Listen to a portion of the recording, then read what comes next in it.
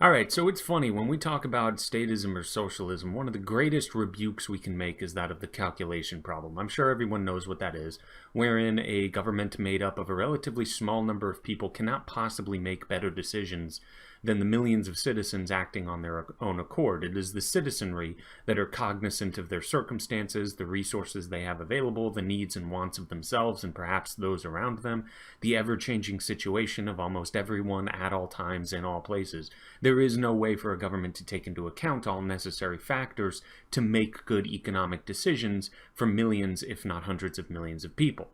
Now, very often when we talk about the calculation problem, we like to give a lot of leeway in our examples to the kinds of people who would be elected to political office in the first place in those hypothetical situations. We like to say that even if you manage to elect pristine, angelic, exceptionally intelligent, capable, noble, and almost divine human beings to office, they will still not be able to make good decisions taking everything into consideration.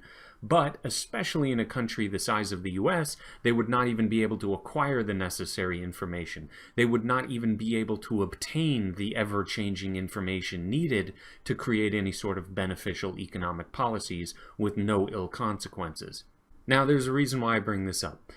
I've been thinking a lot about Alexandria Ocasio Cortez lately because she's been in the news a lot, and it got me thinking. As I said, in our examples of the calculation problem, we very often use hypothetical politicians who are near perfect human beings, intelligent beyond the vast majority of other human beings. And AOC is a bit of a dose of realism. She's a reality check. She is actually the type of person you end up with when it comes to government, more often than not. The reason why I've been thinking about this is because of all of her economic gaffes.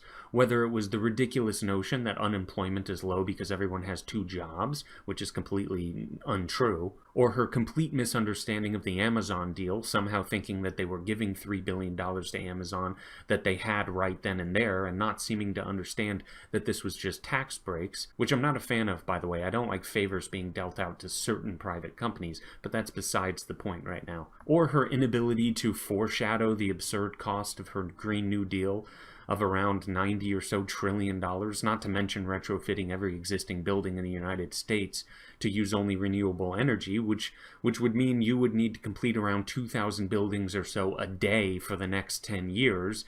Completely impossible. So when we're talking about AOC, we are talking about someone who would be completely incapable of directing any economic activity in an even remotely efficient manner.